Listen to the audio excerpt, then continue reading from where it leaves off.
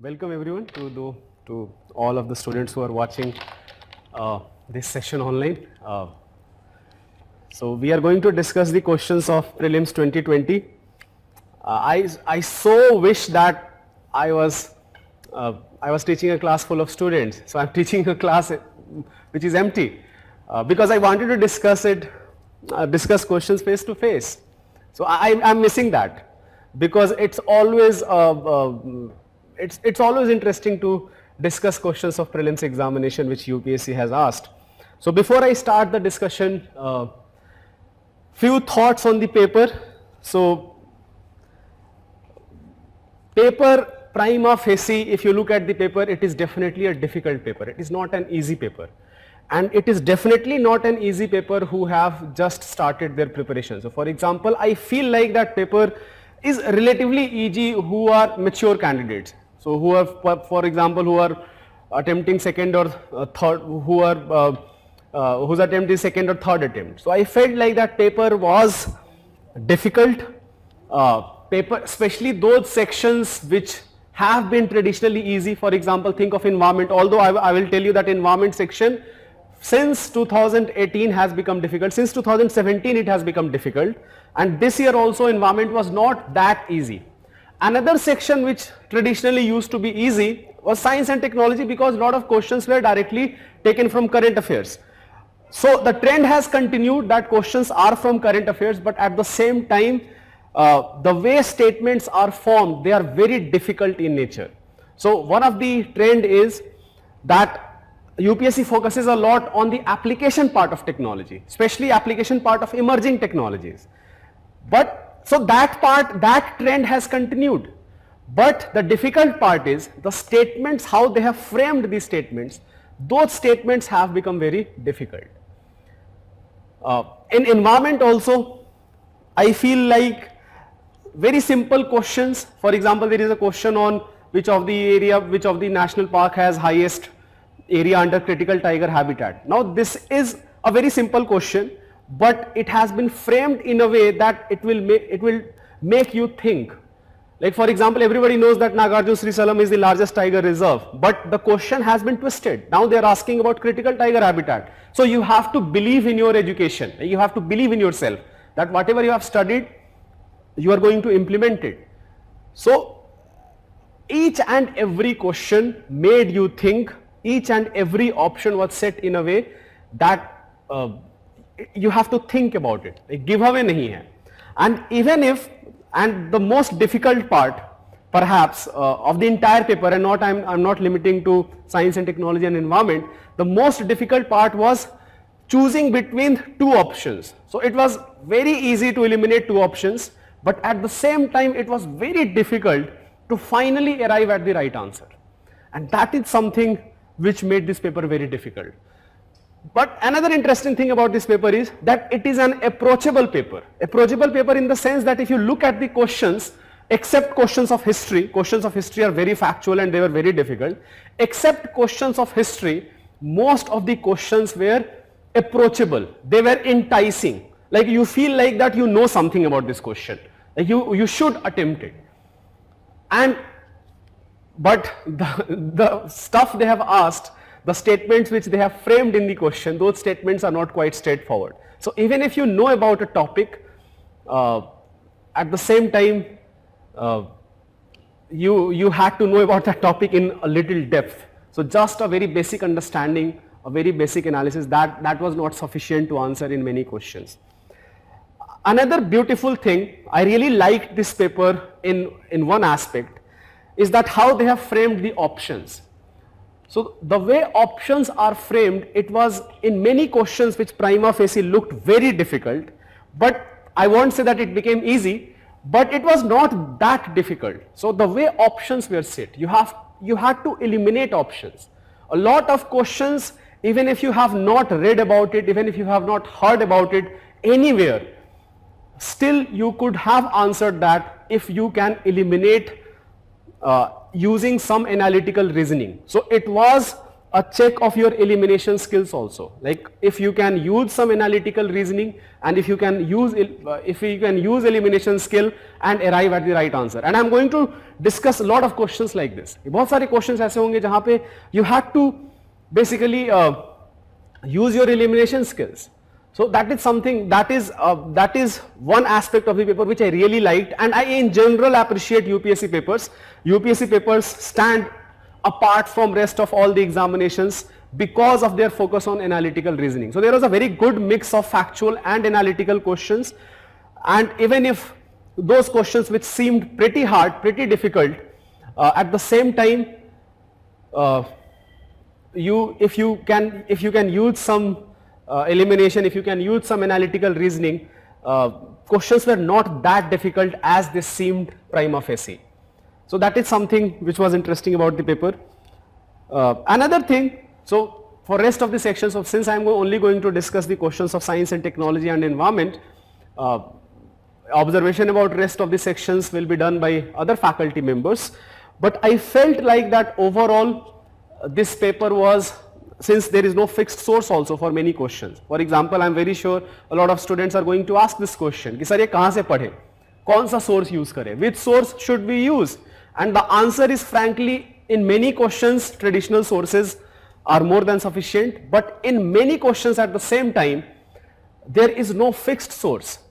And frankly, and another observation which I have this paper regarding this paper is that in previously, मान लो कि कोई source अगर ऐसा है कि बहुत ही random सा source है which nobody studies, but still all the statements were taken from one source.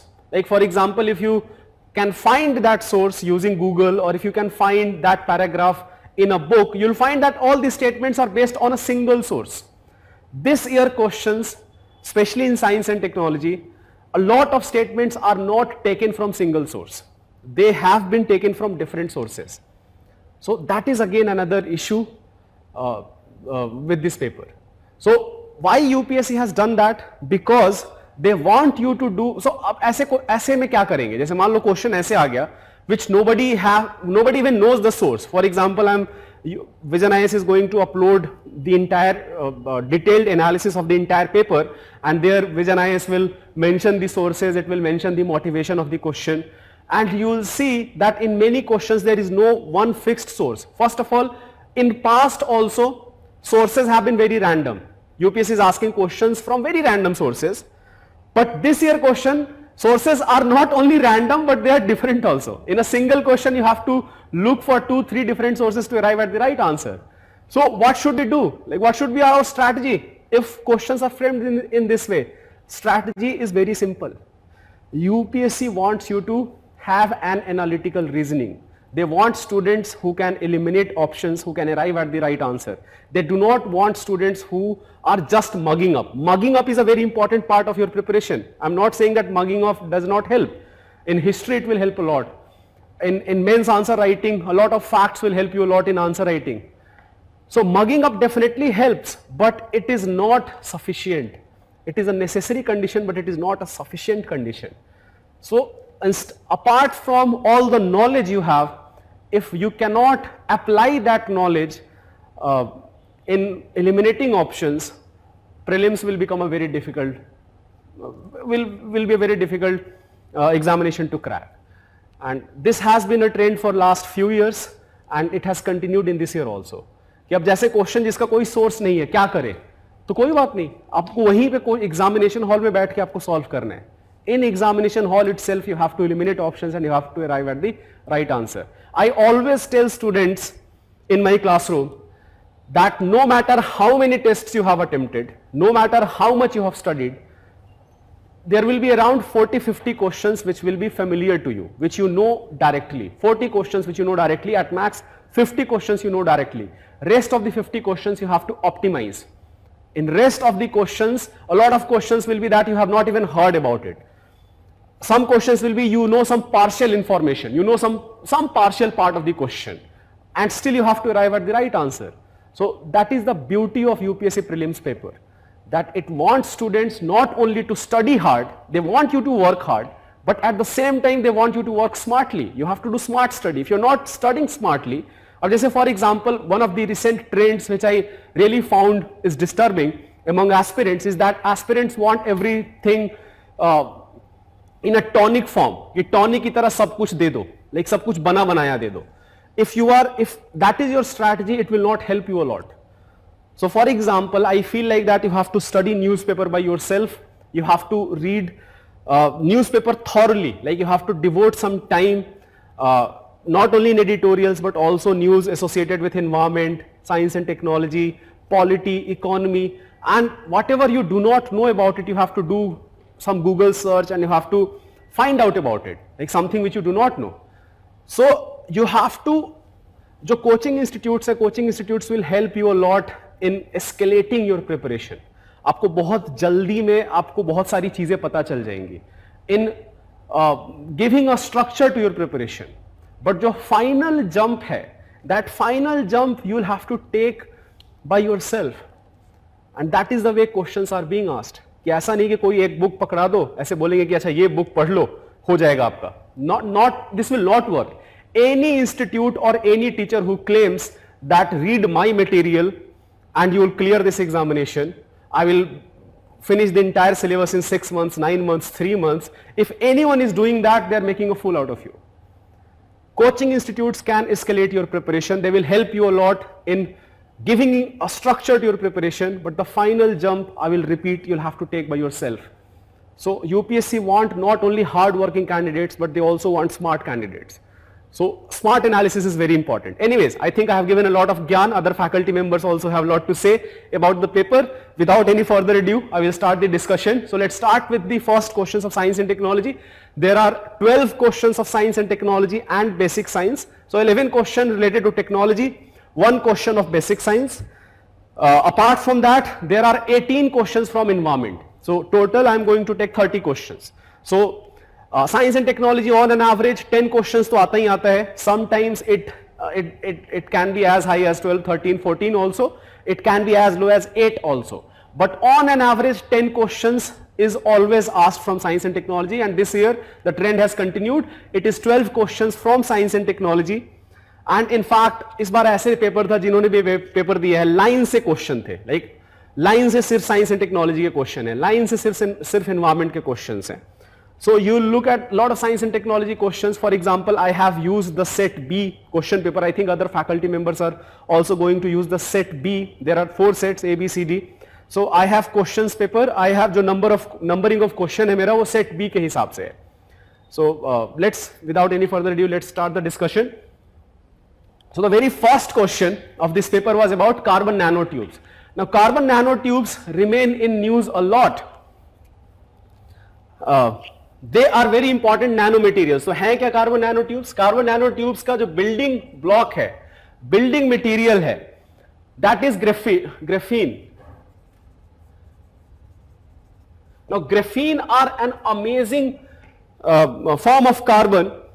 It is like a single layer of carbon which has some amazing property with respect to electrical conductivity, thermal conductivity.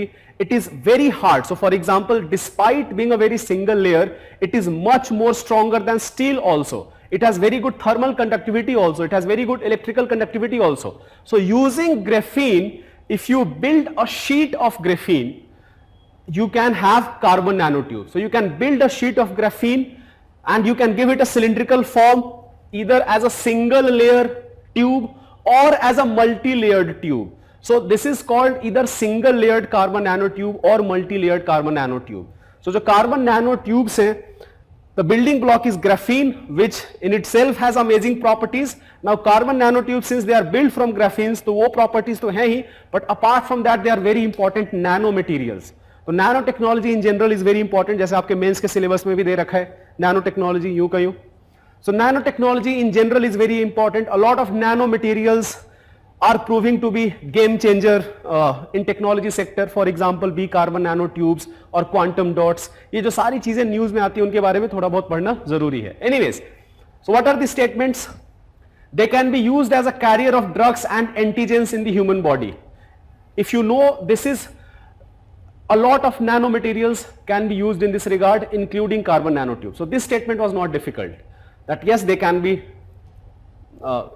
used. they can be made into artificial blood capillaries for an injured part of human body. Now this is a very difficult statement. I will come back to this statement later, but let's look at other statements. They can be used in biochemical sensors. Biochemical sensors is basically to have a signature of certain biological or chemical agent. So for example, if you have to identify biological or chemical agent, you can use biochemical sensors. For example, in modern world people are wearing wearable devices as a biochemical sensor. For example, आपका जो sweat है, जो पसीना निकलता है, that sweat composition can be measured using biochemical sensors and it can tell you about your health condition. So yes, carbon nanotubes can be used as a biochemical sensors also. So first and third is right. So if you know first and third is right, then your answer is either C or D, right? So fourth पे आपका answer dependent नहीं है. Carbon nanotubes are biodegradable. Even if you did not know that कि if they are biodegradable और not, it doesn't matter, but in general you have to know that carbon nanotubes are biodegradable. Now why biodegradability is important? Because biodegradability का मतलब क्या होता है? They can be decomposed using microbes. अब since they can be decomposed using microbes, if they have any toxic effect, that toxic effect will not be very relevant, and at the same time they can be consumed. तो ये ऐसे नहीं कि इनका storage जैसे plastic के साथ क्या है, plastic is not biodegradable. Plastic has lots of uses but it is not biodegradable. So whatever plastic we dump in the environment, we are only piling up a huge amount of plastic in our ecosystems, right? But carbon nanotubes are biodegradable, so that is an additional benefit. Apart from all the applications it has, an additional benefit is that it is biodegradable. But anyways, your answer did not depend on that. Your answer now dependent on statement 2. They can be made into artificial blood capillaries for an injured part of human body. And frankly, this is a very difficult statement. अब सबसे पहले artificial blood capillaries का concept क्या होता है? So to control blood circulation, you use artificial blood vessels. And जो artificial blood vessels हैं, for example, if someone is injured and you can use artificial blood vessels, but the problem when it started, the problem was that you cannot, it was very difficult to find a compatible person जिसका आप vessel use करके replace कर दो. And you cannot use the blood vessel of the same person because the person is already injured. So a lot of research occurred and it was found out that many synthetic materials, a lot of synthetic materials, artificially manufactured materials, proved to be very effective as artificial blood capillaries. Now very recently, in last 2-3 years, a lot of research has happened on carbon nanotubes. So carbon nanotubes के potential पे, if they can be used as artificial blood vessel or not, on that a lot of research has occurred recently. This research is not part of mainstream. ऐसा नहीं आपको the Hindu में मिलेगा. This research is not mainstream at all. But some scientists have found out, some research have found out that certain carbon nanotubes, they have this potential to be used as artificial blood capillaries. So carbon nanotubes are used in electrical industry, chemical industry, but also in medical industry. And as a medical industry, one of their application is they can be made into artificial blood capillaries. And since the question is they can be, ऐसा नहीं है कि अगर statement ये रहता that they are being done on a very large scale, then it would not have been a correct statement. Because ये चीज अभी भी experimental stages में है. And some scientists have found out proof that certain carbon nanotubes can be used as a artificial blood capillary. So hence correct answer is D, 1, 2, 3 and 4. So this was a difficult question because of second statement, because frankly second statement was not easy at all. Okay, let's come to the next question.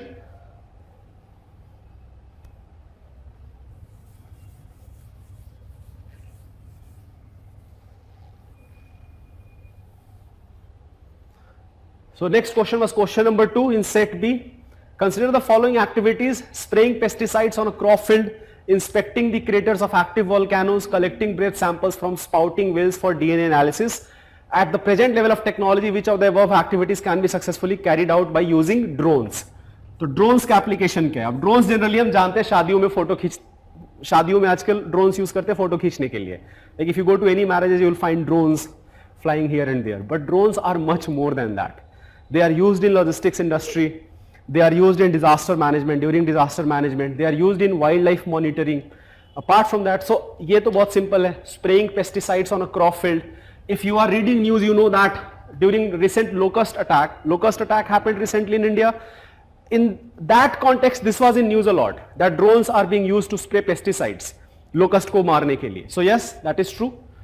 First is true. Inspecting the craters of active volcanoes, बिल्कुल active volcanoes पे आप human beings को तो नहीं भेज सकते. So you can send drones which can sustain higher temperature, little higher temperature for research purposes, and you can inspect active volcanoes. Third statement was in news. This was covered by Reuters. Reuters is an international news agency, and from Reuters it was taken by First Post. First Post is again a digital news agency. बहुत सारे लोग पढ़ते होंगे, but ये हिंदू वगैरह में cover नहीं है. ये हिंदू इंडियन एक्सप्रेस जो हम पढ़ते हैं उसमें कवर नहीं है. But third is also true, and it has already occurred that drones have been used to collect breath samples from spouting whales for DNA analysis. This occurred in Australia, and इसके context में news में था. So the correct answer is D, and frankly this was easier question. This was one of the easier question. Third statement के कारण हो सकता है थोड़ा confusion हुआ होगा, but I am very sure those who know about drones and their uses, they would have marked the answer D. So this was not that difficult. In fact, I will categorize it as a easy question. There are very few easy questions in this paper. This was perhaps one of them. Okay, let's come to question number 3. Now question number 3 is one of those questions where you have to use elimination skill. अब ये question UPSC ने एक अलग form में already पूछ रखा है 2000, I think if I am not mistaken, in 2017. In 2017 the question was that the purpose of ELISA, the purpose of ELISA is which of the following, to measure which of the following. A lot of options were there: black holes, neutron stars, climate change, and the correct answer was gravitational waves. So ये जो evolved LISA experiment है, this is an experiment of European Space Agency. Now this was in news a lot in 2016. Why it was in news a lot in 2016? Because in 2015 LIGO is an interferometer which for the first time detected the existence of gravitational waves. तो gravitational waves Einstein के general theory of relativity का prediction है that especially merging of big black holes as well as neutron star supernova explosion, such events, such cataclysmic event can have ripples in space-time, and those ripples in space-time can be detected. So LIGO was the first detector to do that, but LIGO is situated on Earth. अब उसके बाद since this occurred in 2015, it gave a lot of impetus to scientific community. So European Space Agency envisaged this evolved LISA program, and evolved LISA program के पहले उन्होंने क्या किया? First they launched another program called LISA Pathfinder. So LISA Pathfinder was, नाम से ही दिख रहा है, Pathfinder, that it is going to provide the way for the next mission, and the next mission was evolved LISA. तो UPSC ने जो 2017 में पूछा था, that was a very easy question. The question was direct, straightforward. Objective क्या है ELISA का? Here, what is the question? The experiments will employ a trio of spacecraft flying in formation in the shape of an equilateral triangle that had sides 1 million kilometers long with lasers shining between the craft. The experiment in question refers to, even if you did not know, I hope you can eliminate option A and B. Voyager 2 was a interplanetary mission, but few years back it has become an interstellar mission. Interstellar in the sense it has completely crossed solar system, and now it is part of interstellar medium. So Voyager 2 आप आराम से eliminate कर दो. New Horizons mission भी आप eliminate कर सकते हैं. Now you have two options: LISA Pathfinder and evolved LISA. So LISA Pathfinder was launched in space to pave the way for ELISA program, that is evolved LISA. So the correct answer here is D. The purpose is, this is also an interferometer, laser interferometer space antenna. आप देखो इस तरीके का structure होगा कुछ, laser interferometer space antenna, and the purpose is it will detect gravitational waves. So the correct answer is D. So again, choosing between C and D was perhaps little bit difficult, but I'm very sure those who are reading news regularly, ई लीसा ज्यादा news में रहता है, लीसा pathfinder news में था because it was supposed to pave the path for evolved Lisa. Why this thing is being launched in space? Because on Earth there is lot of disturbance by other types of radiation, like other types of disturbances are there. So in space, since other types of disturbances are not there, evolved Lisa is being launched. There is one correction though. ये जो question इन्होंने उठाया है 2016 के हिंदू से उठाया है statement, जो प्रेजेंट लेवल पे ई लीसा मिशन है, E LISA mission is going to be launched in 2030s. I think the proposed timeline is 2034. सो 2034 में लॉन्च होगा. बट जो दो इनविसाज्ड मिशन था versus current mission, in current mission this side is not 1 million kilometer, it is actually 2.5 million kilometer. So UPSC has taken an outdated data, but that does not matter because और कोई answer नहीं है, answer इसका evolved लीसा है. So the correct answer is D, evolved Lisa. Okay, let's come to next question.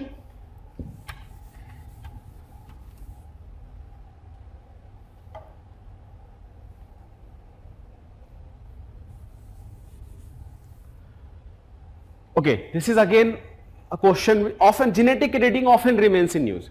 So जो biotechnology, gene editing है या stem cell research है, they often remain in news a lot. तो उसके कॉन्टेक्स्ट में क्वेश्चन पूछा है, but again not taken from a single source. You will not find all these three things at a single source. Perhaps first two statements you can find on a single source, but the third statement is something which you will not find on the same source. So first two statements about genetic editing, third statement is about stem cells. So what is the first statement? Genetic changes can be introduced in the cells that produce eggs or sperms of a prospective parent. अब देखो ये जो एक चीज है, this concept is known as germline editing. So genetic editing can be either in somatic cells or in germ cells. Germ cells are sexual cells. Sexual cells कौन होंगे? Sperm and egg, right? So generally if there is a genetic defect, if say for example using genetic editing tool, if someone has been cured, कि genetic editing defect को cure कर दिया, but the problem persists is that it does not ensure that in their offspring this genetic defect will not be carried forward. So the genetic defect है, because it is hereditary in nature, it will be carried forward. So उसका जो एक solution है, the solution is germline editing. In germline editing you make genetic changes in the germ cells, that is sexual cells itself. So whatever genetic changes will occur at sexual cells level, this will be carried forward. So in all coming generation, in principle, this genetic defect will be cured. So it seems like a very good idea, but actually it is very risky. Genetic editing in itself is a very risky thing. First of all, a little bit of mistake, a little bit of any type of miscalculation, this can create a very long-term problem. Now germline editing in principle will cure genetic disorder for all coming generations, but at the same time if there is any problem because of this technique, this problem, any type of defect, if it introduces in sexual cells, this defect will also be carried forward across all the generations. जो risk है वो बहुत ज़्यादा है. So every technology has this cost benefit analysis, या risk benefit analysis. So benefits definitely are there with germline therapy, but risks outweighs them. Risk, why? Because if there is any problem, that problem will be carried forward across all coming offsprings. So इसलिए germline editing in most of the countries is banned, including India. India में भी germline editing banned है, but in principle this can occur. In fact, one of the most precise genetic editing tool is CRISPR-Cas9 technique. CRISPR-Cas9 technique use करके आप germline editing कर सकते हो. But this is banned. This is illegal in many countries, including India. But this can occur. Genetic changes can be introduced in the cells that produce eggs or sperms of a prospective parent. A person's genome can be edited before birth at the early embryonic stage. Yes, this can occur. This can occur so that genetic defect will be cured. Third statement is human-induced pluripotent stem cells can be injected into embryo of a pig. That also can occur. जो pluripotent cells होते हैं, there is a concept called potency of cells. So potency of cells basically mean that if a cell can be divided into other types of cells.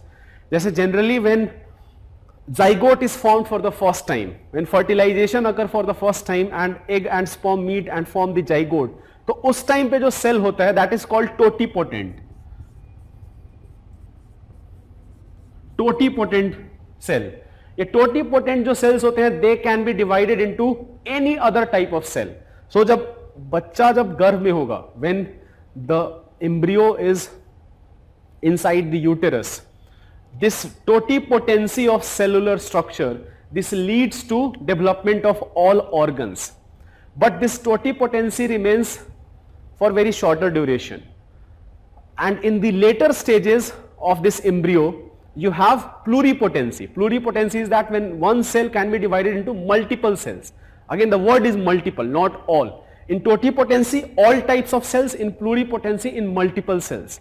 अब जो pluripotent cell है वो, in fact I am very sure everybody knows this, that जब when a child is born, the cord blood which attaches baby with mother's uterus, this cord blood contains stem cells, and these stem cells are example of pluripotent stem cells, and these pluripotent cells are very effective in curing many diseases, including some major accidents, including cancer, and yes, they can be injected into embryo of a pig also, so that can also occur. So the answer is all three. So again this was, I will not categorize it as a easy question, but I will also not categorize it as a very difficult question. A medium level का question है. Answer will be all three. Okay, this is an easy question. Question number 5. What is the importance of using pneumococcal conjugate vaccines in India? These vaccines are effective against pneumonia as well as meningitis and sepsis. Dependence on antibiotics that are not effective against drug resistant bacteria can be reduced. These vaccines have no side effects and cause no allergic reactions. ये third तो सीधे सीधे गलत है, ये news में था. This was introduced for the first, so pneumococcal conjugate vaccine ऐसे भी बच्चों को देते हैं, but this was introduced recently by I think ICMR, and pneumococcal conjugate vaccine, one of the very important vaccine which is given at the early stages in a child, which can provide immunity against things like pneumonia, meningitis and sepsis, but it has side effects. A lot of side effects can be there, for example small fever, some type of allergy, so side effects hain. So third statement is definitely wrong. If you eliminate third, then you are left with A or B. So you know that first is true. Why this first is true is very important, because यहाँ पे trap क्या हो सकता था? Trap हो सकता था क्या पता pneumonia, meningitis and sepsis में कोई गलत हो. So even if you have read about pneumococcal conjugate vaccine, there is a chance that you will not remember all three names, right? So in such cases, the options are set in a way that you know that first is true. You do not have to worry about first now. You only have to think about statement 2, and statement 2 is right. So it will not cure antimicrobial resistance. So ये जो drug resistant bacteria होते हैं, they are, as the name suggests, they are drug resistant. So since this vaccine has been given, perhaps dependence on antibiotics in later stages will reduce, and since dependence on antibiotics will reduce, it will also help in tackling the problem of antimicrobial resistance. So the correct answer is 1 and 2 only.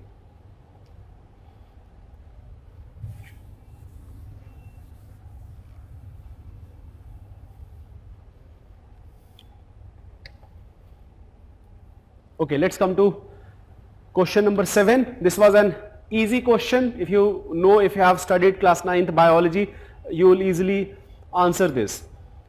So the difference between a plant cell and animal cells. This is a very standard question जो class 9th के biology में आपको मिल जाएगा, class 11th के biology में भी मिल जाएगा. So plant cells have cellulose cell walls whilst animal cells do not. This is one of the major differences between plant cells and animal cells. Plant cells do not have plasma membrane unlike animal cells which do. Now this statement is wrong. Both have. तो cellular wall तो है ही plant cells में, plasma membrane भी है, and animal cells में भी plasma membrane है. So if you eliminate 2, you have answer 1 and 3 only. So answer आपका आ गया C, 1 and 3 only. So this was an easy question because you can eliminate 2 and you will arrive at the right answer. Mature plant cells has one large vacuole while animal cells has many small vacuoles. So this statement is also correct, vacuoles.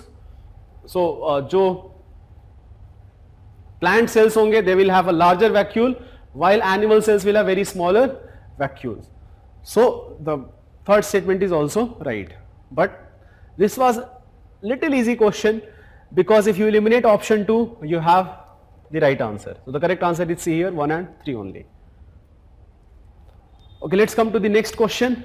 In the context of, देखो अब ये भी genetic editing पे एक और question आ गया. Gene editing पे पिछले साल भी क्वेश्चन आया था, 2019 में भी, इस बार भी आ गया. In the context of recent advances in human reproductive technology, pro-nuclear transfer is used for, see, this is a very interesting question. This concept of pro-nuclear transfer often remains in news because of prevention of mitochondrial diseases. अब ये concept is very simple. DNA generally is in nucleus of cell. Everybody knows that. Generally, not all DNA is in nucleus. Some DNA is also present in the mitochondria of cell. Now, ये जो mitochondrial cell DNA है, if there is a defect in the mitochondrial DNA, this defect can be cured using pro-nuclear transfer technology. So, ये जो pro-nuclear transfer technology है, this is used in a concept called 3-parent baby. So 3-parent baby में क्या होता है, जो mother का, specially जो mitochondrial DNA है, this comes from the mother side. So if the mother side, the mitochondrial DNA is defective, then what will occur, that this mitochondrial DNA will be replaced with some healthy donor whose mitochondria is not defective, and now fertilization with sperm will occur. So it actually is going to imply two mothers and one father. Two mothers वैसे थोड़ा misnomer है, ऐसा नहीं है कि two mothers मतलब half DNA एक mother का, half DNA एक मदर का. That is not the case.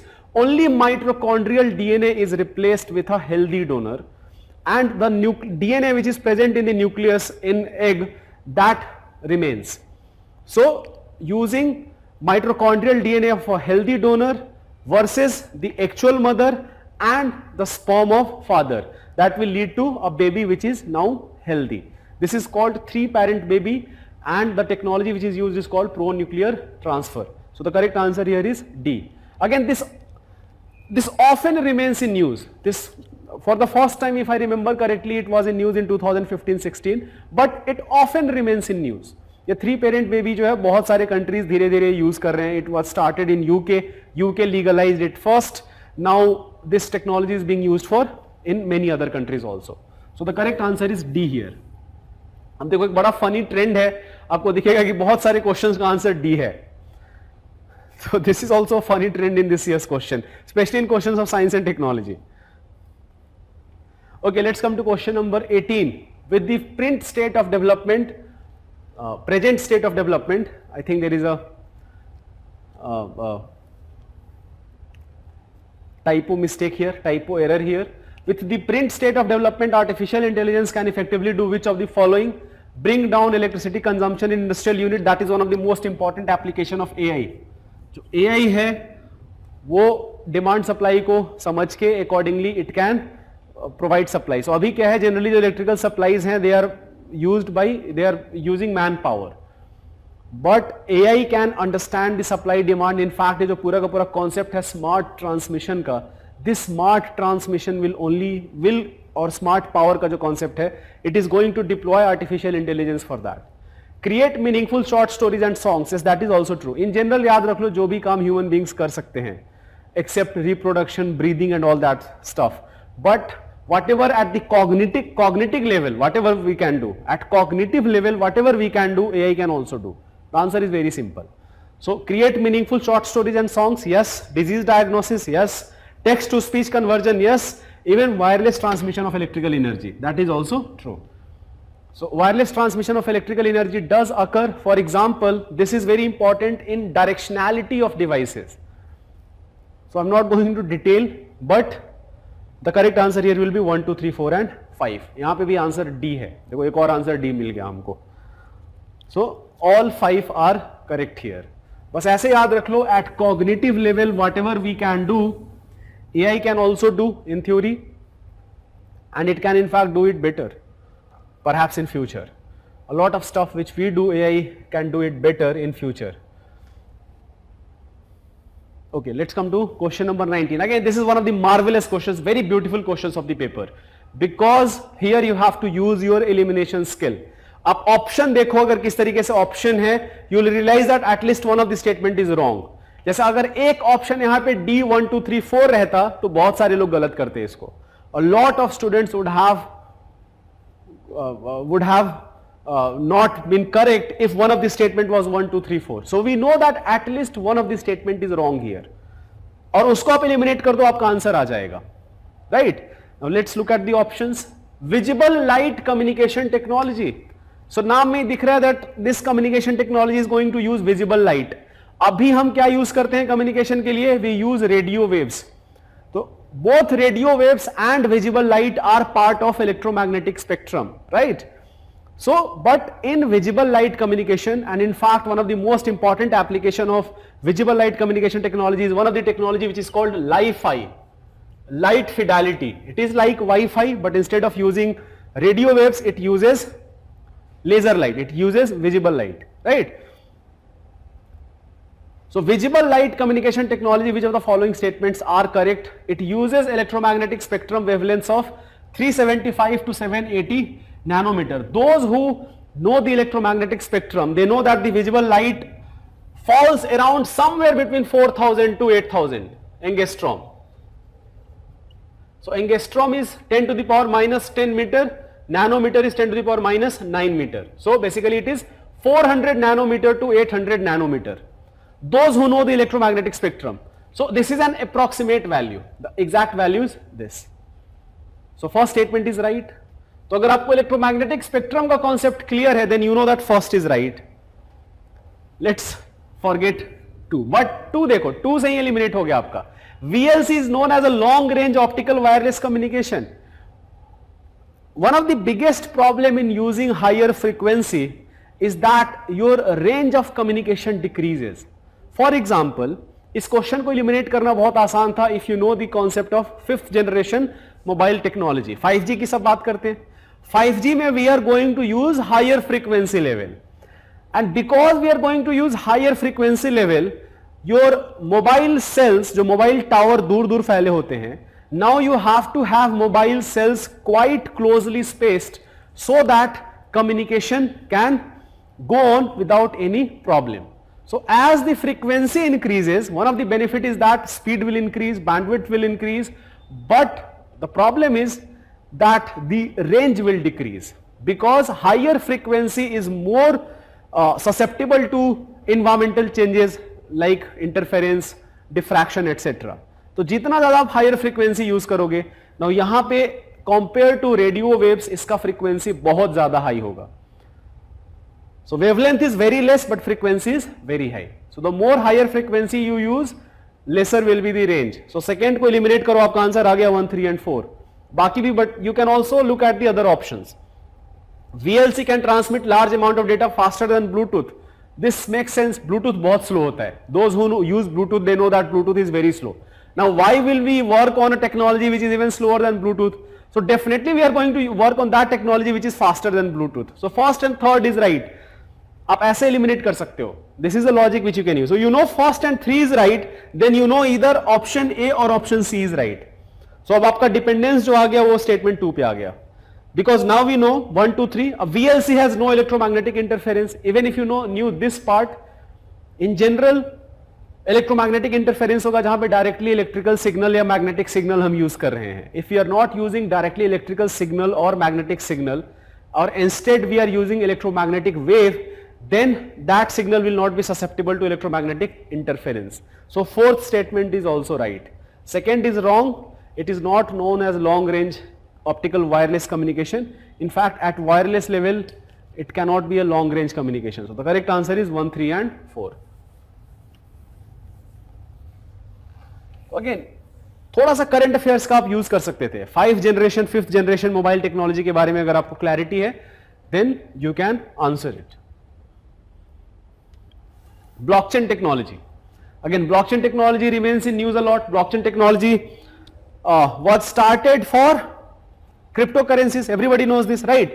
So it is a public ledger that everyone can inspect but which no single user controls. This is the most basic feature of blockchain. जैसे in all type of other system, there is a centralized system. For example, think of the normal transaction which we do in daily life. every transaction is recorded. Every transaction is recorded. So for example, whenever I am using my internet banking or my Visa card or my Mastercard, every time I am using that, this transaction is being recorded at a centralized level. चाहे वो visa का data centre हो, चाहे master card का data centre हो, चाहे RBI का खुद का डेटा हो. So this data is controlled by the centralized authority. But in case of blockchain technology, that is the most beautiful part of blockchain technology, that it is a decentralized ledger. It is a public ledger which is decentralized, and since it is decentralized, nobody owns it, and everybody can look at all the transaction which is occurring at the blockchain level. The first statement is right. If you know first is right, then you eliminated option C. Second, the structure and design of a blockchain is such that all the data in it are about cryptocurrency only. Now अगर आप basic newspaper पढ़ रहे हो, then you know that second statement is completely wrong. Cryptocurrencies are very much debatable thing. जैसे for example RBI in 2018 banned cryptocurrencies, trading in cryptocurrencies, although Supreme Court recently has lifted that ban. But still cryptocurrencies are a very debatable thing. But what is not debatable is the platform which cryptocurrency uses, and that platform is blockchain technology. So blockchain technology, because of its structure, can be used in many other areas. For example, at government level itself, blockchain technology is being used in land records. Andhra Pradesh government is doing that. Blockchain technology is used in JAM Trinity scheme. Niti Aayog has basically thought about that we are going to use blockchain for JAM Trinity. So blockchain technology is going to be used at government's level. A lot of other private organizations, a lot of banks have created their own blockchain which has nothing to do with cryptocurrencies. So it can be used as a smart contract, it can be used in intellectual property rights protection, it can be used in insurance sector, financial sector. तो ऐसा बिल्कुल भी नहीं है कि cryptocurrency से related data हो. So we know that second statement is not right. You have eliminated option B and option D. Sorry, we have eliminated option B and option C. Now you are left with option A and D. So your answer is dependent on statement 3. Applications that depend on basic features of blockchain can be developed without anybody's permission. अब देखो ये statement गलत होता अगर ये चीज नहीं होता, which depends on basic features. So when blockchain was developed for the first time for bitcoins. Bitcoin is the most important cryptocurrency there is in the world. So blockchain was developed for that. Now applications that depend on basic features, a lot of blockchains are permissionless, you do not require permission. But a lot of private blockchains where you require permission to develop an application with someone's permission. But those blockchains are very exclusive in nature. So ये जो basic feature of blockchain technology है, for example Bitcoin or a lot of public blockchains, you do not require anybody's permission to develop an application. So the correct answer here again here is D, 1 and 3 only. So third statement, अगर ये word use नहीं किया होता तो ये बहुत बढ़िया statement नहीं होता. Some blockchains are permissionless, some are not. But since the basic features of blockchain, a lot of basic features of blockchain which is being used, they do not require permission to develop an app. So the correct answer here is D, 1 and 3 only. Okay, question number 68 is a very easy question. Solar power पे question है. Solar power can be used for running surface pumps and not for submersible pumps. It is, they are talking about power. तो power अगर है तो why will it be that it will be used for surface pumps and not for submersible pumps? Clearly it is wrong. Solar pumps can be used for running centrifugal pumps and not the ones with piston. That is also wrong. We are talking about a power source. Power source को आप कहीं पे भी use कर लो. Right? और ऐसा भी नहीं है कि कोई हम ऐसा बोल रहे हैं कि हाँ it can be used for a smaller purpose but not for a larger purpose. जैसे for example UPSC ने क्वेश्चन पूछा था आज से 2-3 साल पहले that fuel cells जो होते हैं they can be only used for bigger things like ships and aeroplanes but not for smaller things like laptops. That statement was also wrong. But वहाँ पे फिर भी it made sense that we are talking about a much bigger thing and a very small thing, right? So वहाँ पे तो फिर भी comparison makes sense. Here why comparison doesn't make sense at all. We are talking about power which, for example, ये अगर 10 वाट पे अगर surface pump चलेगा तो सबमर्सिबल पंप भी हो सकता है 15-20 वाट पे चले. ऐसा नहीं कि सबमर्सिबल पंप के लिए हमको 1000 वाट चाहिए, वो भी चाहिए होता तब भी सोलर पंप काम कर जाता. But even if, so if power difference is not very different in piston or centrifugal or in surface or submersible pumps, then why will solar power will not work here? So the correct answer is neither one nor two. So again the answer is D here. So this is ऐसा अब ये चीज कहां से पढ़ोगे, कहीं से पढ़ने की जरूरत नहीं है. This is a very common sense question. This is a question where you require common sense to answer it. तो correct answer is D here. अब ये चीज आपको कोई पढ़ाएगा भी नहीं. In fact if you know about solar power, if you know the concept of power, then you will answer it correctly. The correct answer is D. Okay, let's come to question number 69. Now 69 is a difficult question, but despite it being difficult, in the starting of the session I told you that there are few questions where prima facie they looked very difficult, but at the same time if you look at these statements, they are not that difficult.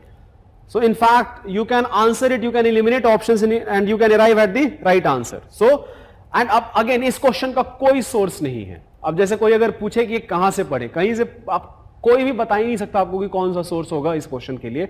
No one can tell you that. Only those students who have agriculture engineering और agriculture as their optional और geography as their optional, they will perhaps have read about these things in detail. But in general, so look at the statements. With reference to the current trends in cultivation of sugarcane in India, consider the following statement. A substantial saving is in seed material is made when bud chip settings are raised in nursery and transplanted in the main field.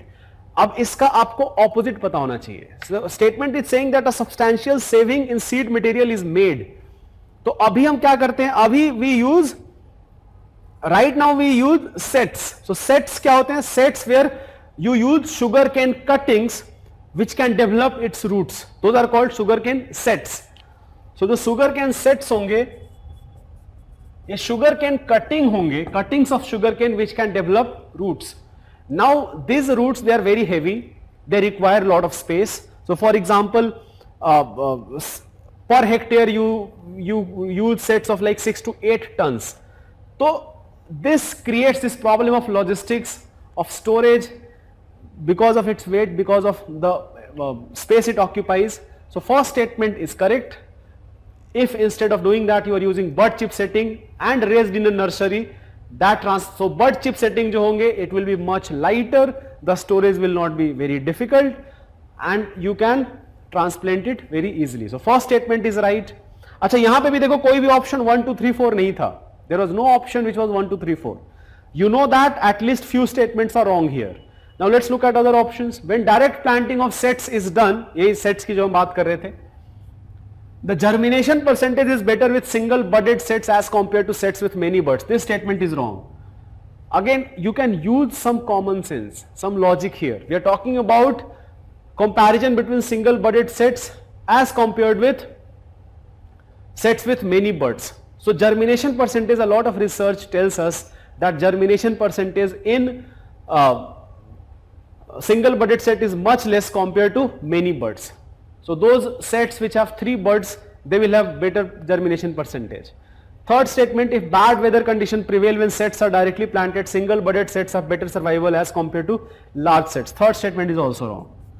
Here also जो many buds है, they will have better survival than single budded sets. So if you know second and third is wrong, आपका correct answer आ गया 1 and 4 only. Fourth statement देख लो, sugar can be cultivated using settlings prepared from tissue culture. Yes, that can occur. In fact, that is what we are trying to do.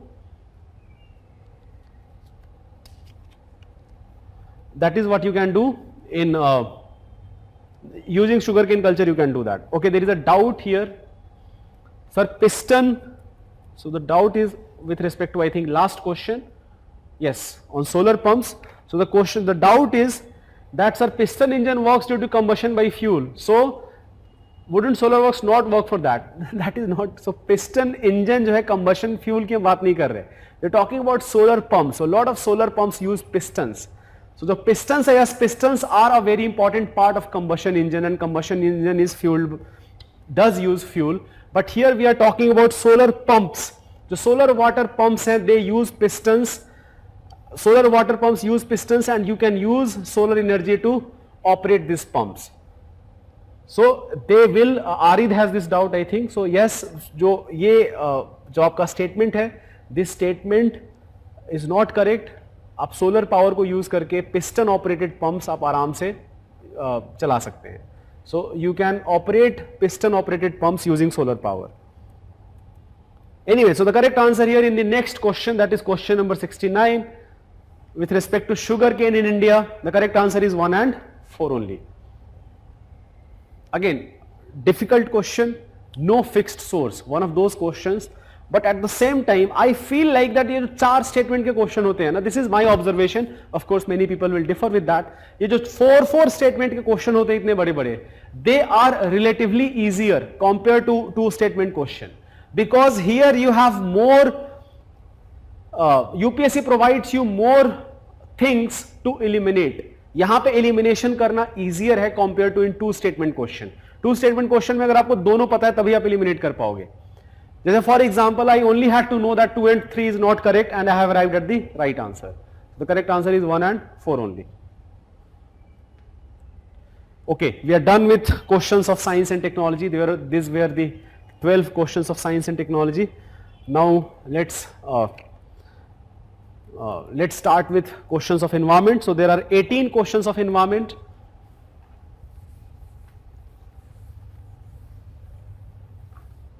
So the very first question is about benzene pollution. Benzene is an amazing organic compound with formula C6H6. Those who understand organic chemistry, they know that. But benzene is a pollutant. For example, those who know about National Ambient Air Quality Index, Ambient Air Quality program जो है CPCB का. No, I'm not talking about National Air Quality Index. National Air Quality Index जो है, it has 8 pollutants, PM 2.5, 10, CO, ozone, lead, all these pollutants. So ambient air program of CPCB, apart from all the pollutants which are in NAQI, it also had some other pollutants. One of them is benzene, toluene, benzopyrene. So वहाँ पे 3-4 और extra pollutants हैं, which are not part of National Air Quality Index. So hence why this question is very important. The motive behind this question is that you have to know about those pollutants which do not remain. So for example, everybody knows about sources of sulfur dioxide, of nitrogen oxides, right, of ammonia, but what about other pollutants? So इसीलिए जो national ambient program है उसमें जितने भी pollutants हैं उनका sources पता होना जरूरी है. So इधर toluene हो गया, benzopyrene हो गया या benzene हो गया, I think. So benzene, the correct. Automobile exhaust is one of the biggest sources of benzene pollution. Tobacco smoke is also there. Wood burning is also there. So you have to choose between either A and D. 4, 5, using varnished wooden furniture, using products made of polyurethane. ये जो polyurethane है, इसी polyurethane को use करते हैं varnished wooden furniture में. So 4 and 5 are actually same statement. So in varnished wooden furniture, you use products made of polyurethane. So 4 and 5 is also correct, and they are one of the major. Polyurethane, this is a polymer. Now benzene is a very basic organic compound, right?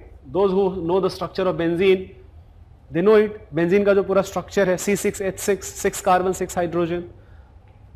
So polyurethane is used in this varnished wooden furniture. The correct answer is D. 1, 2, 3, 4 and 5. So I will not categorize it as an easy question, but definitely not a difficult question.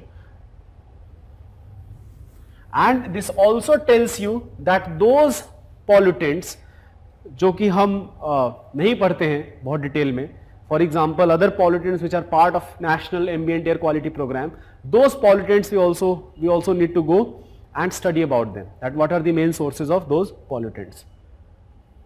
Okay, directly from question number 8, the next question is question number 55. तो line से question बीच में environment के कोई नहीं थे. So from question number 8 directly jump to question number 55 in set B. With reference to India's desert national park, कहाँ पे है? राजस्थान में है. यहाँ से सबसे पहले तो क्लियर होना चाहिए. Which of the following statements are correct? It is spread over 2 districts. अब देखो ये generally what we study that कौन से स्टेट में है नेशनल पार्क. अब ये तो नहीं पढ़ोगे कौन से डिस्ट्रिक्ट में है, but thankfully the question did not depend on that, because let's look at the second statement. There is no human habitation inside the park. This is a very extreme statement. No human habitation. Desert national park है, desert की बात कर रहे हैं हम. Human habitation will be very less. The population density will be very less, but it will not be zero. So second statement is wrong, and if you know second, if you eliminate second statement, you have your answer 1 and 3 only. Third statement, it is one of the natural habitats of great Indian bustard. In fact, this is very true. Rajasthan का जो state bird है, that is bustard, great Indian bustard. Great Indian bustard is one of the critically endangered birds, also known as Godawan in Rajasthan. So there is a project called Project Godawan, which is being implemented in Desert National Park of Rajasthan for protection of great Indian bustard. So third is right, second is wrong. अब देखो second is wrong तो first पे आपका answer रह नहीं गया फिर. If you have eliminated second, you know your answer 1 and 3 only. And this statement is true. ये जो Desert National Park है, it is spread over Jaisalmer and Barmer district. So it is spread over 2 districts.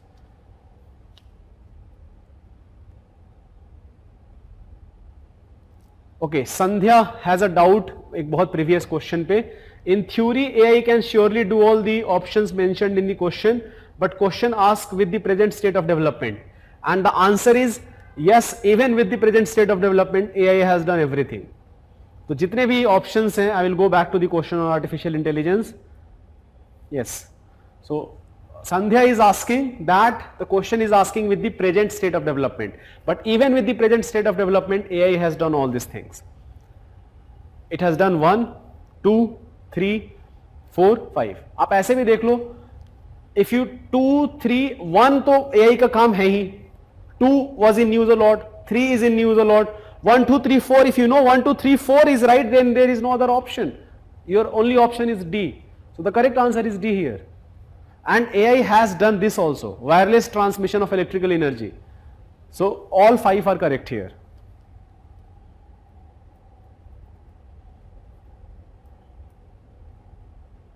Okay, let's come to question number 58. 58 is one of those questions जहां पे UPSC, I really appreciate UPSC a lot. I have huge respect for UPSC, the way they frame their questions. But there are certain questions where you feel like that this is such an unaccountable organization. So देखो ये question, इस question का answer जो है, consider the following statements. 36% of India's districts are classified as overexploited or critical by the Central Groundwater Authority. And if I will tell you why, what is the motive of UPSC, you literally laugh. कि ये नहीं पूछना चाहिए, मतलब your reaction will be कि this you should not ask. Anyways, let's look at other statement. अब ये चीज true है वैसे by the way. This first statement is true except one part. I will come to that one part. CGWA was formed under Environment Protection Act. This is true. Section 3 of Environment Protection Act, जो Central Groundwater Authority है, it was formed under the Environment Protection Act. So this second statement is true, and I think this is a very basic information. Central Ground Authority remains in news a lot, तो उसके context में पता भी होना चाहिए. Third, India has the largest area under groundwater irrigation in the world. This statement is also true. In fact, this remains in news a lot. Water conservation हमेशा news में रहता है. You had Jal Shakti mission, we have Jal Jeevan mission. In general, water conservation remains in news a lot, and groundwater तो especially बहुत news में रहता है. So largest area under groundwater irrigation in the world. This statement is also true. But अगर आप first देखोगे तो first भी गलत नहीं है, except one part. So first जो है एक Central Groundwater Board का एक report है 2017 का, which tells you that out of 700 districts, 256 districts are overexploited or critical. And if you like divide it 256 by 700, you come to 36%, about 36%. But the wrong part was that study is by Central Groundwater Board, not by authority. These two are different bodies.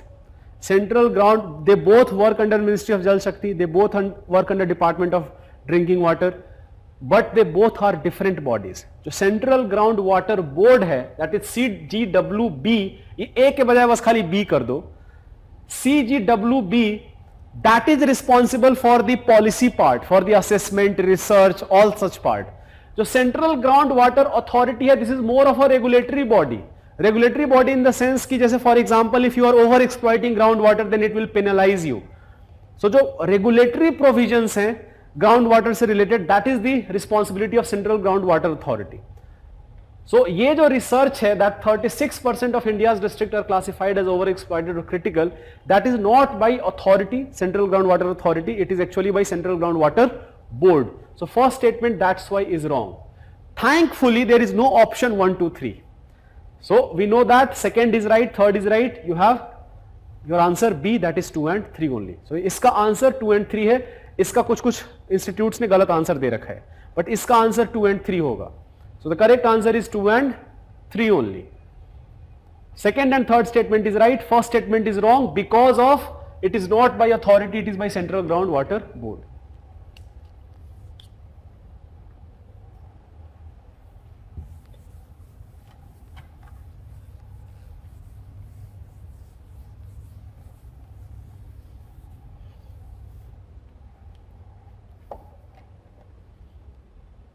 Okay, let's come to the next question. Again, in the starting of the session, I told you that there are few questions which have been twisted.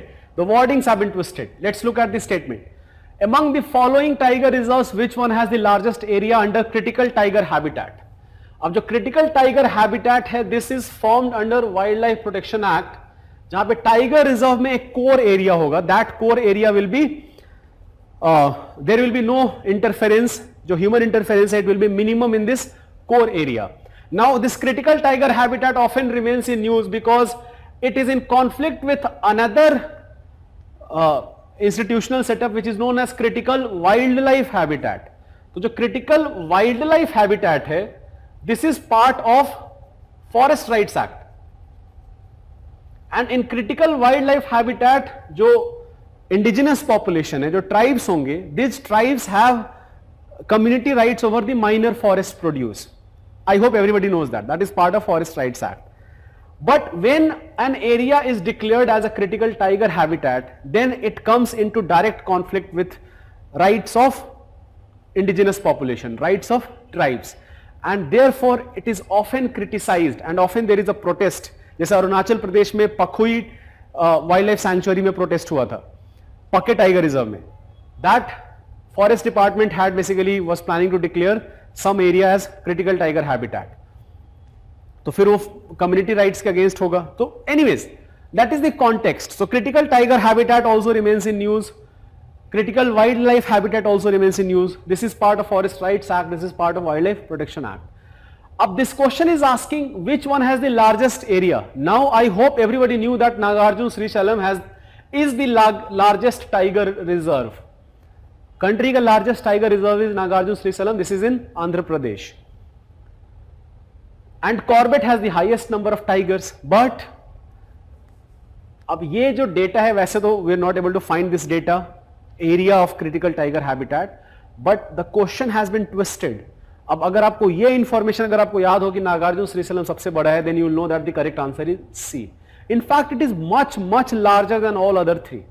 जो Corbett है, Corbett has the highest number of tiger density, highest number of tiger also, it is in Uttarakhand, but Corbett is only about 600 square kilometre, while Nagarjuna Srisailam is about 3700 square kilometer. It is 6 times larger than Jim Corbett National Park.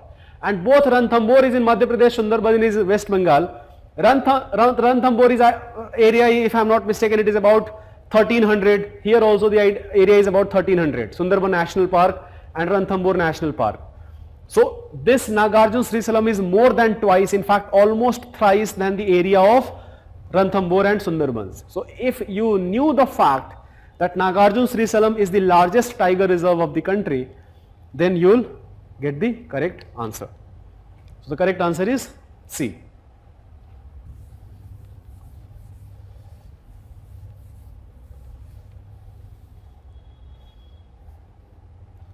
Okay. Let's come to question number 61. अब देखो 61 पे, this is again a question which I felt that it was little injustice to those students who know about this schedule.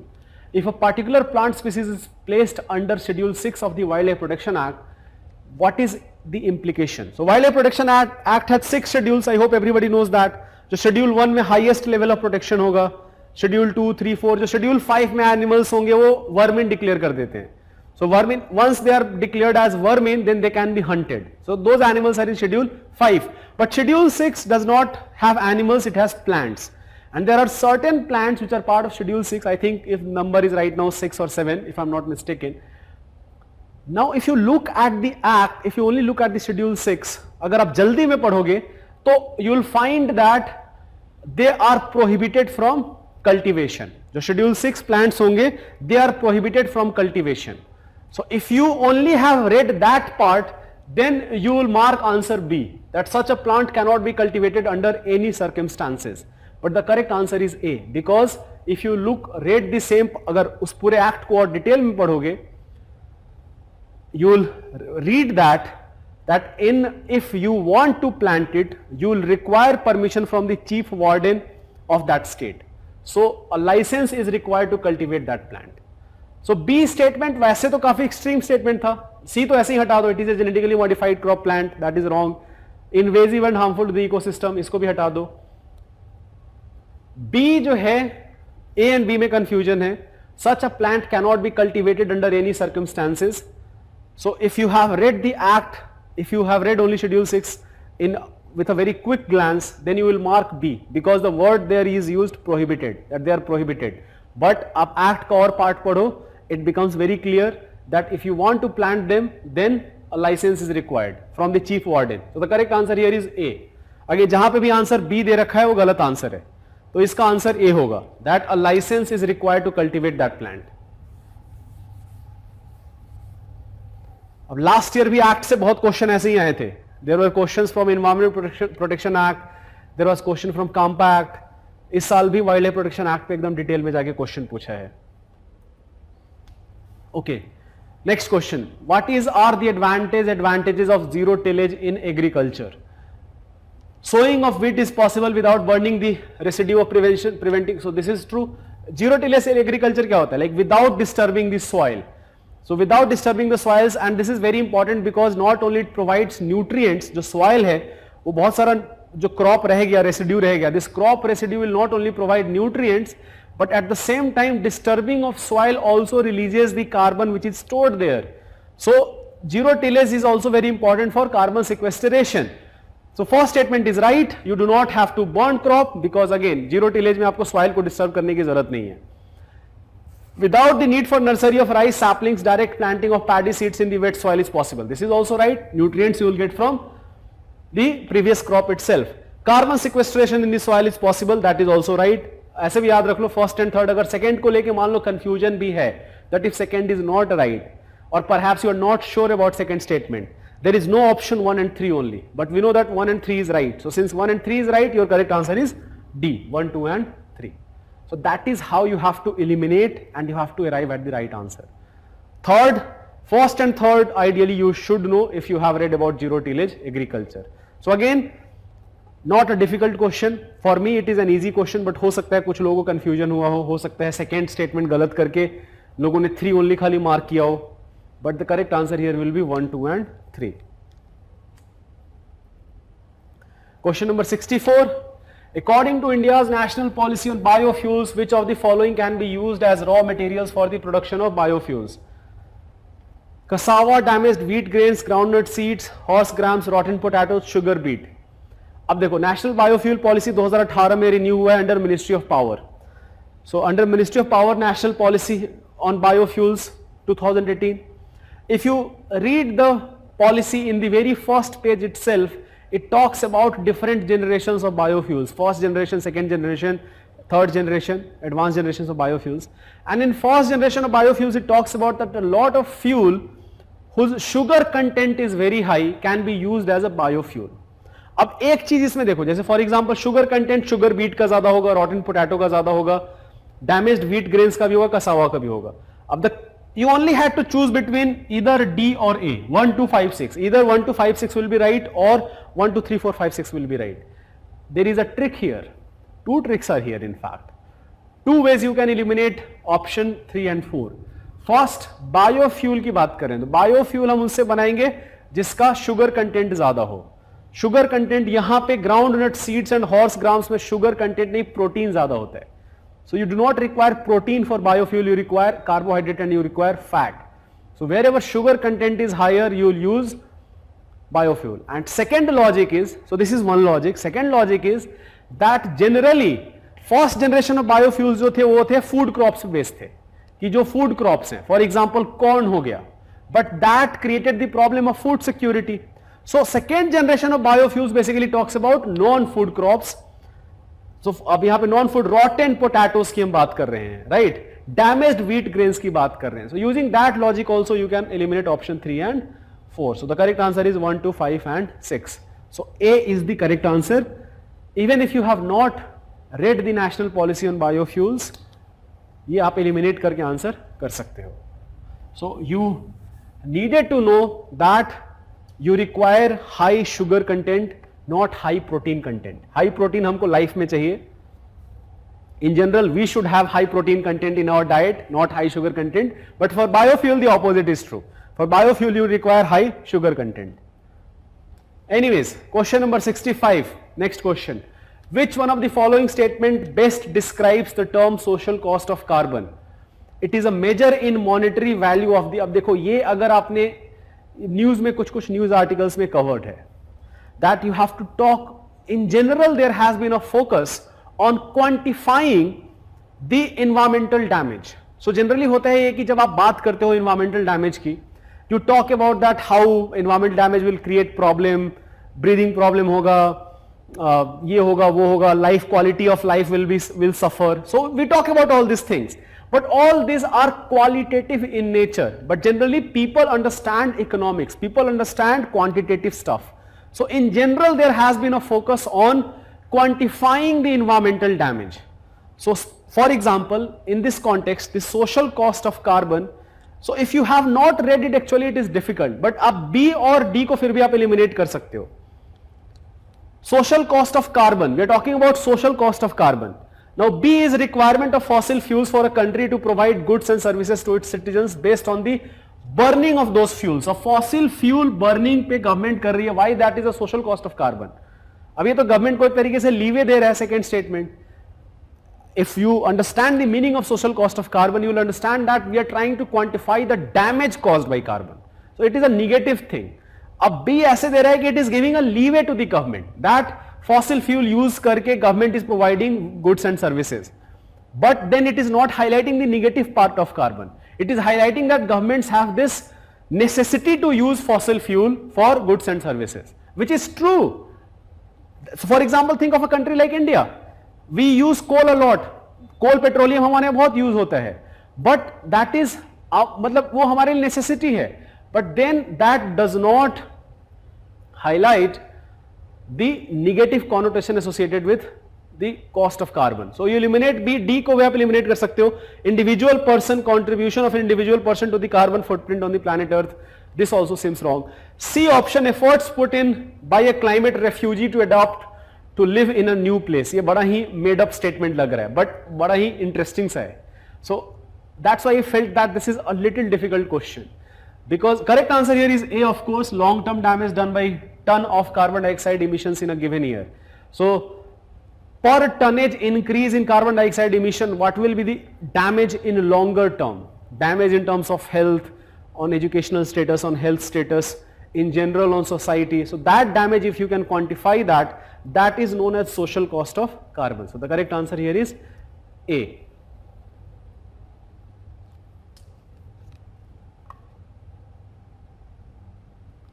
Zero tillage first statement, don't you think relate with happy? Sandeep is asking कि happy seeder technology. Happy seeder technology सही बात है. First statement is talking about happy seeder machines, but that does not mean that happy seeder से ही खाली ये होगा कि आपको crop को हटाने की जरूरत नहीं है.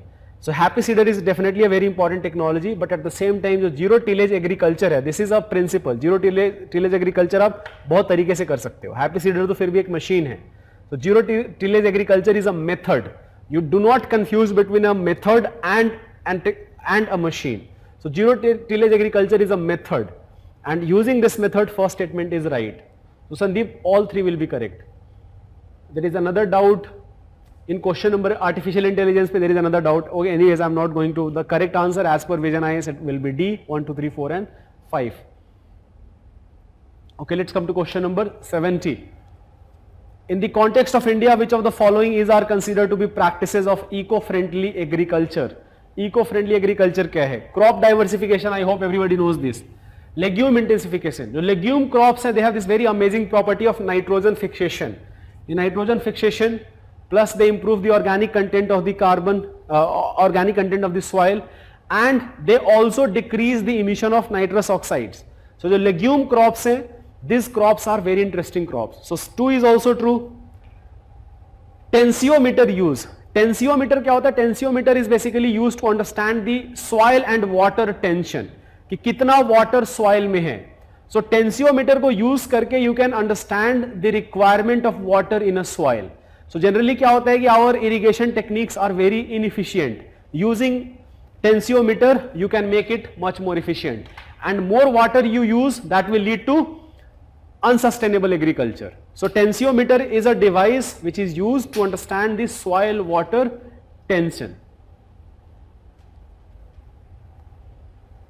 And fourth is vertical farming.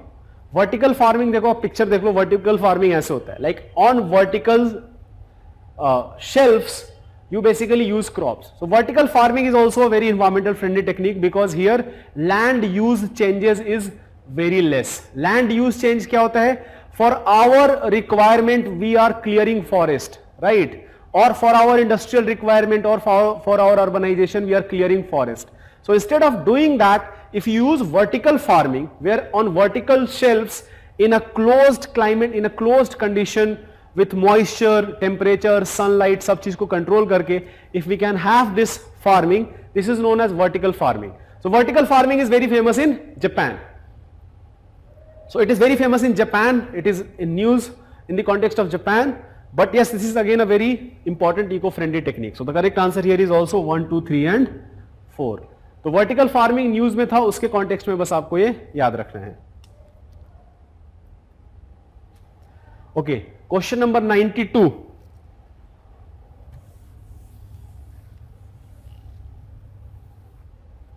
अब 92 question जो है, with reference to Indian elephants, consider the following statement. If you remember correct, if you remember, elephants were in news a lot because in Kerala, a pregnant elephant was in news because she ate something which created an explosion and she died along with the unborn child.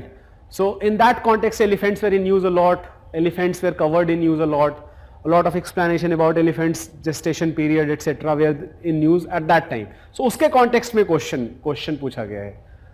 Again, question में देखो, we know that some statements are wrong. The leader of an elephant group is a female. Now this was covered a lot in newspaper and that is true. जो leader होती है वो female होती है generally. An old elephant who is female is the leader of an elephant group. The maximum gestation period can be 22 months. Yes, that is also right. Maximum पूछा है. Generally it is less than 22 months, but the maximum gestation period is 22 months. An elephant can go normally go on calving till the age of 40 years only. अब only के कारण confusion नहीं होना चाहिए. This is and last option is, fourth option is, among the states in India the highest elephant population is in Kerala. तो fourth तो definitely right है, fourth तो definitely wrong है. So eliminate 4 and you have the right answer 1 and 2 only. So an elephant can normally go on calving till the age of 40 years only. So new research tells us that that is not true. तो आप ऐसे भी first and fourth को eliminate कर दो. The highest number of elephant is in Karnataka. So again elephants, since they were in news a lot, ये वाली चीज भी news में थी कि Karnataka has the highest number of elephants. In general South India में बहुत सारे elephants हैं, including Kerala. Kerala में बहुत सारे elephants हैं, but it is not more than Karnataka. So eliminate option 4. You are left with either option A or C. So first and second statement is right. So this is again 4 statement का question है, but using elimination skill you can arrive at the right answer. So context, जब भी ये चीज news, ऐसी चीजें news में रहती है तो हमको फिर पता होना चाहिए. So elephants, जो female elephants are, they can go up to they can go on carving till the age of 60s and 70s also. So ये जो 40 years है ये statement गलत है. Okay, let's come to the next question. Question number 93. Another question on protected areas. Which of the following protected areas are located in Kaveri Basin? अब Kaveri Basin was in news a lot. Kaveri River was in news because Tamil Nadu government had declared Kaveri as a protected agriculture area, so that mining will not occur in Kaveri River. तो उसके context में Kaveri river news में था, तो उससे related ये national park पूछ लिया. Which of the following protected areas are located in Kaveri Basin? Nagarhole National Park, Papikonda National Park, Sathyamangalam Tiger Reserve, Wayanad Wildlife Sanctuary. अब if you know the Kaveri Basin is mainly Karnataka and Tamil Nadu, आपका answer आ जाएगा, right? So आप 2 तो सीधे सीधे eliminate कर दो. Papikonda National Park is in Andhra Pradesh. So Papikonda National Park is part of Godavari Basin, not Kaveri Basin. So if you eliminate 2, you are left with either option 1, 3, 4 and 1 and 2. So sorry, B or C, 3 and 4 or 1, 3, 4. So we know that 3 and 4 is right. Sathyamangalam, that is there. Wayanad is also there. Nagarhole National Park is also in Karnataka. So वहां से आपका answer आ गया. In general याद रख लेना, जो river basin होता है वो बहुत larger term है. River basin includes not only the basin of river but also basin of its tributaries. So river basin generally covers a much larger area. So वहां से आपका आंसर हो जाएगा, right? So correct answer here is C, 1, 3 and 4 only. And again you only had to know that Papikonda National Park is in Andhra Pradesh. If you know that, you have your answer. And of course you have to know that कि कावेरी कौन कौन से state से बहती है. Question number 94. With reference to India's biodiversity, Ceylon frogmouth, coppersmith barbet, grey-chinned minivete and white-throated redstart. The only good thing is that even if you have heard about one, but all 4 names are quite difficult, the correct answer is birds here. This is a factual question. Often you will find that in some environmental section, जैसे हिंदू में कहीं कहीं पे आपको अलग अलग जगहों पे अलग अलग birds का नाम मिल जाएगा. At some places you will find Ceylon frogmouth, coppersmith barbet, etc. So on different places you will find different names. So the correct answer here is A, birds. In general ऐसा भी याद रख लो, although थोड़ा पुराना report है, but जो कस्तूरी रंगन and Madhav Gadgil committee के reports हैं, they talk about biodiversity of Western Ghat and वहाँ पे इन बर्ड्स का मेंशन है उन रिपोर्ट्स में. बट ठीक है, वो बहुत ओल्ड न्यूज़ है और उतना तो कोई नहीं पढ़ता.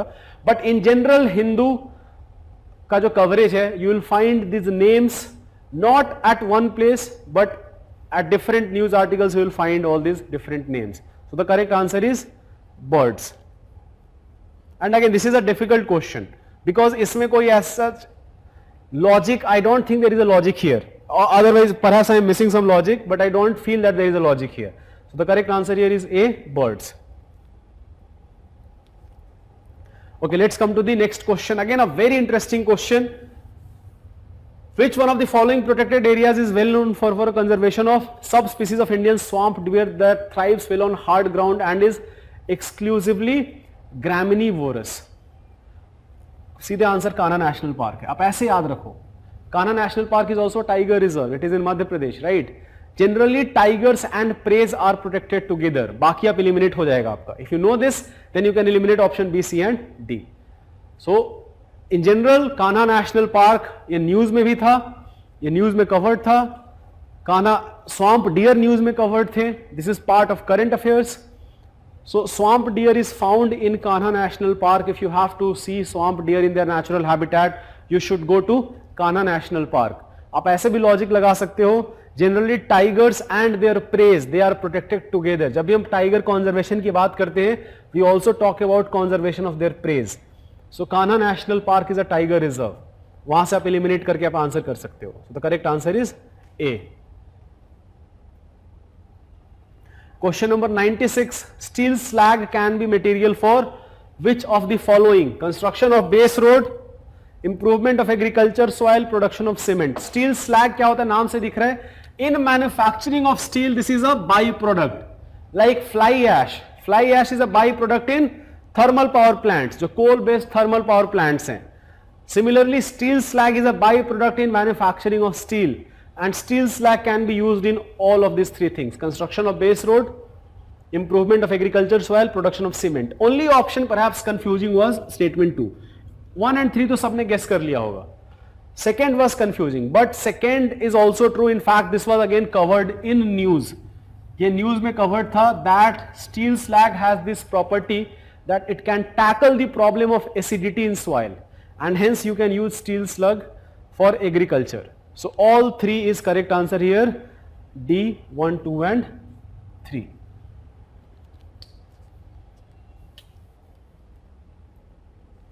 Okay, let's come to question number 97. देखो 97 क्वेश्चन भी आपका हो जाएगा if you know about the question is about musk deer. Musk deer is known for its musk. Like in lot of perfumes you use musk. So musk is a smell, right? So हिरन का जैसे कस्तूरी बोलते हैं, इनको कस्तूरी मृग बोलते हैं. That ये जो musk deers होते हैं, they are very famous in lot of poetic work. That musk deers wanders here and there. That where is this smell coming from? And the smell is coming from their inside. So lot of like Kabir के दोहे आपको मिल जाएंगे कि आप खुद में power है हमारे अंदर. Anyways, I'm not going into that. But musk deer, what you needed to know that they are found in mountainous regions. ये इंडिया में भी मिलेंगे, बाकी कंट्रीज में भी मिलेंगे, but they are found in mountainous regions. If you know that, you will eliminate option 3 and 4. Manas National Park is in Assam. Kishanpur Wildlife Sanctuary is in Uttar Pradesh. Eliminate that. Correct answer is 1 and 2 only. In fact, ये जो Askot wild sanctuary है, इसका पूरा नाम यही है, Askot musk deer sanctuary. And Gangotri National Park, that is in Uttarakhand, here also you will find musk deer. So you needed to know this fact that musk deer is found in mountainous regions. If you know this, it is more than sufficient to answer the question. But again, this was a very difficult question. ये fact इतना आसान नहीं है और ये कहाँ से पढ़ेंगे हम. So this was not an easy question. Correct answer here is 1 and 2 only. But we know that if few statements are wrong, तो आप कुछ eliminate कर सकते हो, and you can use some logic and arrive at the right answer. Question number 98. In the rural road construction, the use of which of the following is preferred for ensuring environmental sustainability or to reduce carbon footprint? Copper slag. अब देखो copper slag जो है, this is again a byproduct of copper smelting. कोई option इसमें 1 2 3 4 5 नहीं है, तो we know that some option are wrong. तो 5 तो I hope everybody eliminated. That 5 will be wrong. Portland cement is not an eco-friendly product. In fact, Portland cement creates a lot of problem of carbon emission, as well as it also causes a lot of pollution. So 5 तो you can eliminate. So if you eliminate 5, then you are left with 1 2 3 or 2 3 4. तो पूरा का पूरा answer हो गया either cold mix asphalt technology or hot mix asphalt technology. इन दोनों में कौन काम का है? So the correct answer is cold mix asphalt technology. जो hot mix asphalt technology है, that leads to emission of lot of pollutants.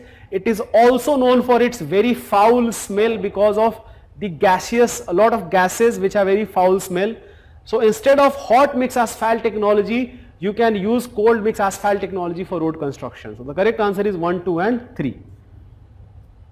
तो answer आपका सिर्फ यहीं पे है, because Jio textiles and copper slag ये दोनों में है, 1 2 3 में भी है एंड 1 3 एक और ऑप्शन होगा 2 3 4 में भी है. सॉरी, कॉपर स्लैग वहां पे नहीं है. सो 1 2 3 is the correct answer here. Again this is not an easy question, but by elimination you can arrive at the right answer. Here also you have to eliminate and arrive at the right answer. Last 2 questions of environment. So एक question steel slag पे है, another question is on coal ash. Coal ash is also known as fly ash. So coal ash contains arsenic, lead and mercury. Coal ash जो fly ash thermal power plant में by product होता है, it is actually a harmful material. It is actually a pollutant, but it has lots of uses in many areas. So first statement is right. Coal ash contains arsenic, lead and mercury.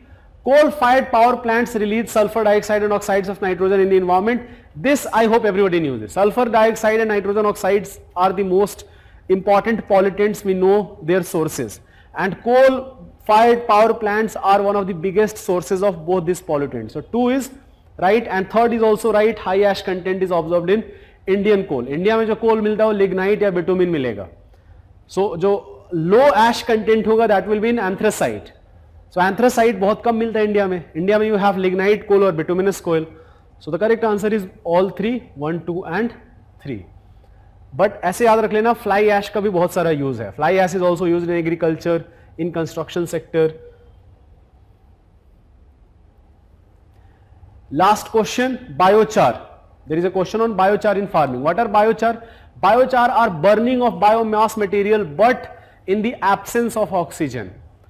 तो in the absence of oxygen अगर हम combustion करेंगे biomass का, that will lead to biochar. Now biochar are considered to be an amazing material by lots of scientists because of their potential application in so many areas. The most important application of biochar is its carbon sequestration potential. It stores a lot of carbon. So जो atmospheric carbon है उसको capture करके store करेगा, so that is a very eco-friendly thing. But this question is about and biochar has lots of application in agriculture also. So biochar can be used as a part of the growing medium in vertical farming. That is true. Vertical farming अभी हमने थोड़ी देर पहले discuss किया था. So biochar as a material can be used in vertical farming. In general, it can be used in agriculture. In vertical farming, it can also be used.